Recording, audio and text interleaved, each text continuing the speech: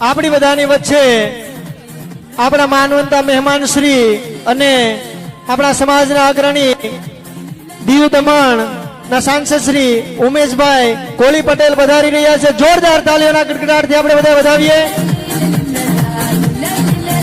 જોરદાર તાળીના ગડગડાટથી વધાવીએ સાહેબને આપણે। જોરદાર તાળીઓના ગડગડાટથી આપણા મહેમાન શ્રીઓને આપણે વધાવીએ। ત્યારબાદ રાજુલાથી પધારેલા મહેમાન શ્રી રણછોડભાઈ મકવાણા આપણી વચ્ચે ઉપસ્થિત છે। તો દીવ દમણના સાંસદ શ્રી અને આપણા સમાજના આગેવાન એવા ઉમેશભાઈ કોળી પટેલ એમના સન્માન માટે પણ હું કોળી સેના કમિટીને વિનંતી કરું કે ભાઈશ્રીનું સન્માન કરે। ભાઈશ્રીનું સન્માન થઈ રહ્યું છે।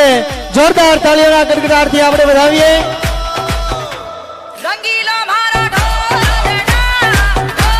સમાજના સાંસદનું જ્યારે સન્માન થઈ રહ્યું હોય ત્યારે પણ તાળીનો ગઢોર આવી જ રીતે કોળી સમાજ અવાજ એટલો કરો કે આ દમણની અમારી દમણ સુધી અવાજ જોવો જોઈએ। આપણે કોળી સમાજના લોકો ભેગા થયા છે। બોલો જય જય કોળી સમાજ, જય જય કોળી સમાજ। આજે સમસ્ત કોળી સમાજના વિદ્યાર્થી તેજસ્વી વિદ્યાર્થીઓના સન્માનમાં ઉપસ્થિત અખિલ ભારતીય કોળી સમાજના કાર્યકારી પ્રમુખ મનુભાઈ ચોપડાજી, આપણા સૌના લાડેલા ભાઈ શ્રી હીરાભાઈ સોલંકીજી તેમજ મંચ પર બિરાજમાન સૌ મહાનુભાવો, સમાજના આગેવાનો, વડીલો, માતાઓ, બહેનો, યુવાનો તેમજ આજે સન્માનિત થનારા આપણા તેજસ્વી વિદ્યાર્થી મિત્રો એમ તેમના માતા પિતાઓ। શરૂઆતમાં મનોભાઈએ મને અપક્ષનો સાંસદ કહ્યું। અપક્ષ એટલે જેની કોઈ પાર્ટી ન હોય, જેનું કોઈ હાઈકમાન્ડ ન હોય, પણ મિત્રો મારી હાઈકમાન્ડ છે આ કોળી સમાજ। હું તો સમાજનો સાંસદ છું, હું અપક્ષ નથી। મારી દમણની કોળી સમાજ અને દીવની કોળી સમાજે પાર્ટીઓને દરકિનાર કરીને મારા જેવા એક સામાન્ય વ્યક્તિને સમાજે કોળી સમાજનો સાંસદ બનાવીને મોકલ્યો છે। સાથે સૌપ્રથમ આ ભવ્ય કાર્યક્રમના આયોજકોને હું હૃદયના અંતઃકરણથી અભિનંદન પાઠવું છું। આજે આપણે આમ માત્ર વિદ્યાર્થીઓનું સન્માન કરવા માટે ભેગા નથી થયા, પરંતુ આપણા સમાજના ભવિષ્યને વંદન કરવા માટે એકત્રિત થયા છે। આજે જ્યારે આપણે આપણો તેજસ્વી તાલાઓનું સન્માન કરી રહ્યા છે ત્યારે તેમના માતાના પિતાને પણ સન્માન આપવું જોઈએ, કારણ કે બાળકની સફળતા પાછળ માતા પિતાની નિષ્ઠા, ત્યાગ અને સતત જાગૃતિ છુપાયેલી હોય છે। ત્યાગ અને તેમ સતત જાગૃતિ છુપાયેલી હોય છે। તેઓ પોતાના સંતાન માટે દિવસ રાત મહેનત કરે છે, માર્ગદર્શન આપે છે અને દરેક મુશ્કેલીમાં તેમની સાથે ઉભા રહે છે। આથી આજના સન્માન માત્ર વિદ્યાર્થીઓનો જ નહીં પરંતુ તેમના માતા પિતાનો પણ છે।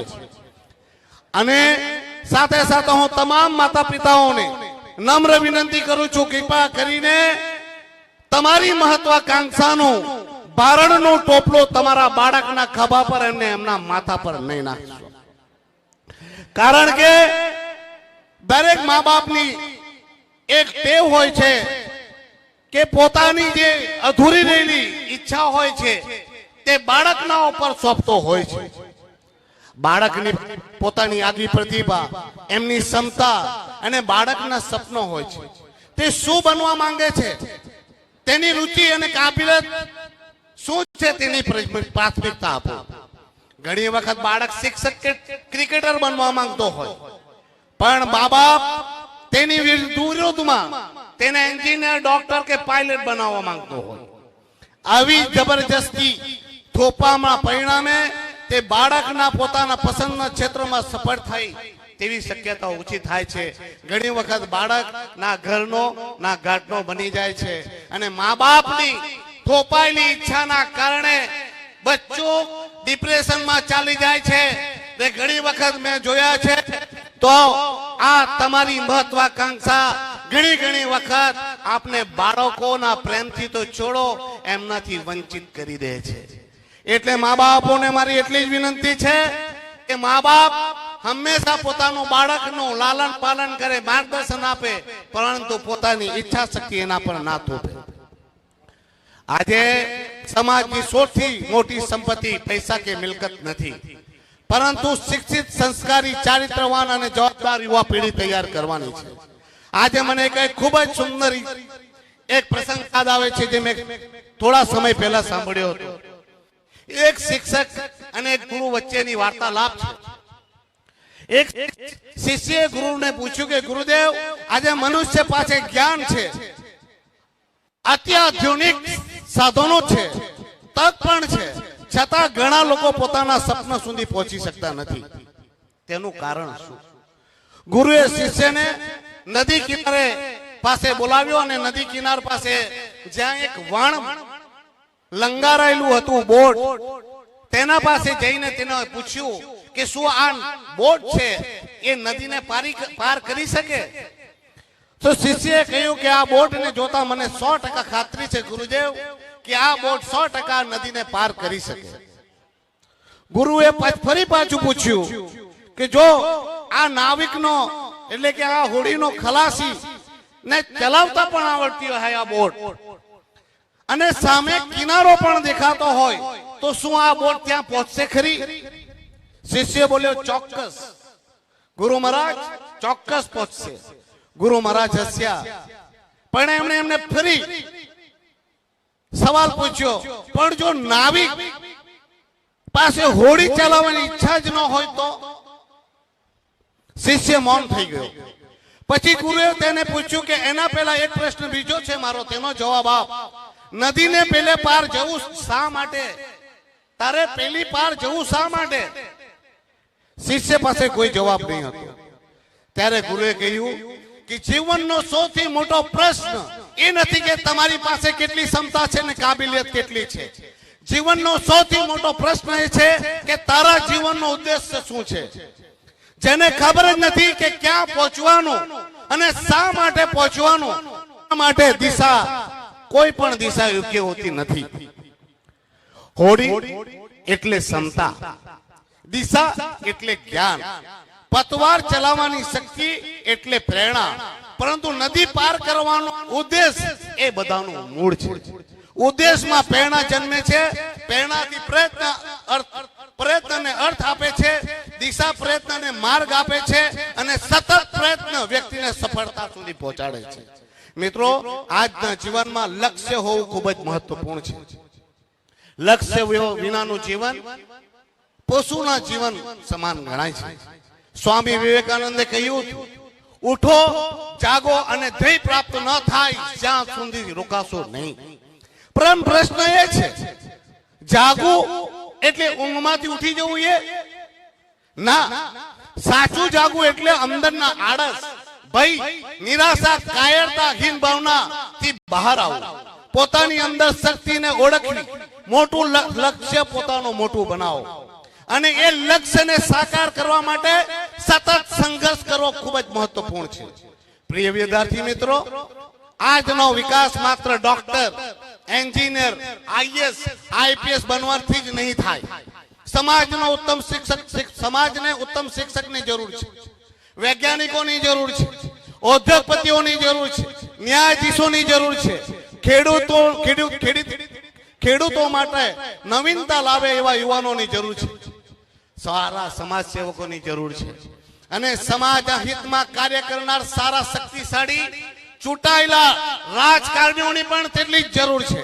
કારણ કે શિક્ષણ સમાજને શક્તિ આપે છે, પરંતુ યોગ્ય નેતૃત્વ સમાજને દિશા આપે છે. આજે આપણે આપણી આસપાસ નજર કરીએ, શું આપણા સમાજના તમામ લાયક યુવાનોને તેમની ક્ષમતા પ્રમાણે નોકરી કે અન્ય તકો મળે છે ખરી? શું માત્ર પ્રતિભા મળી જવાથી તેમને સફળતા મળી જાય છે? પ્રતિભા સાથે એકતા, સંગઠન, જાગૃતિ અને જાહેર જીવનમાં સક્રિય ભાગીદારી પણ એટલી જ જરૂરી છે. ઇતિહાસ સાક્ષી છે, નાના સમાજોએ પણ શિક્ષણ, જાગૃતિ, મજબૂત સામાજિક સંગઠન અને રાજકીય શક્તિના આધારે વિકાસના નવા ઇતિહાસ રચ્યા છે. આજે આપણે જોઈ રહ્યા છે, આજે કોળી સમાજ ગુજરાતમાં નહીં પણ ભારતમાં મોટોમાં મોટો સમાજ છે, છતાં આજે આ ગુજરાતમાં પણ જોઈ રહ્યા છે મુઠ્ઠી જેટલા નાના નાના સમાજવાળાઓ આપણા ઉપર શાસન કરી રહ્યા છે. એટલે જ કહું છું, શિક્ષિત બનો, સંગઠિત બનો અને રાજકીય શક્તિ મેળવો. કોળી સમાજ, હું વારંવાર કહું છું, સમાજ જો જાગે તો સમાજનું નેતૃત્વ આ ગુજરાતનો મુખ્યમંત્રી બનીને કરી શકે. મુખ્યમંત્રી જ નહીં, સમાજ એક થાય તો દેશનો વડાપ્રધાન પણ, આ દેશનો વડાપ્રધાન પણ આપણો સમાજ નક્કી કરી શકે. એટલે જ કહું છું કે મોટા અધિકારી બનો, મોટા અધ્યક્ષપતિ બનો, વૈજ્ઞાનિક બનો, પણ જ્યાં સુધી રાજકીય શક્તિ આપણે નહીં મેળવીએ ત્યાં સુધી કઈ મળવાનું નથી. મારું માનવું છે આજે રાજકીય શક્તિ વિના સમાજનો ઉદ્ધાર શક્ય નથી. તેથી આજના યુવાનોને પણ સારા રાજકીય નેતા બનવું પડશે. સમાજે આ સારા રાજકારણીઓને ચૂંટીને લાવવો પડશે અને સાથે સાથે સમાજ પ્રત્યે જવાબદારી ક્યારે ભૂલશો નહીં. કારણ કે મેં જોયા છે જ્યારે ચૂંટણીમાં સીટ માંગવાની હોય ત્યારે આ સમાજનું નામ લઈને ચૂંટણીમાં સીટ માંગે છે. ચૂંટણીમાં જ્યારે એમને મત જોઈએ ત્યારે સમાજને કહે છે કે હું સમાજનો દીકરો છું અને ચૂંટાઈ જાય બાદ પૂછે છે મને તો પાર્ટી ના કહે છે. ત્યારે એ પાર્ટીનો ગુલામ બને. એટલે કહેવાનું કે સમાજે સમાજના દીકરા અને સમાજની ભાવના વાળા વ્યક્તિઓને ચૂંટવાની જરૂર છે. મિત્રો યાદ રાખજો, જે સમાજ પોતાનું ભવિષ્યનું સપનું જુએ છે તે સમાજ ઇતિહાસ લખે છે અને જે સમાજ માત્ર ભૂતકાળની વાતો કરે છે ઇતિહાસ વાંચતો રહી જાય છે. હું એટલું જરૂર કહીશ, મંजिल उनको ही मिलती है जिनके सपनों में जान होती है.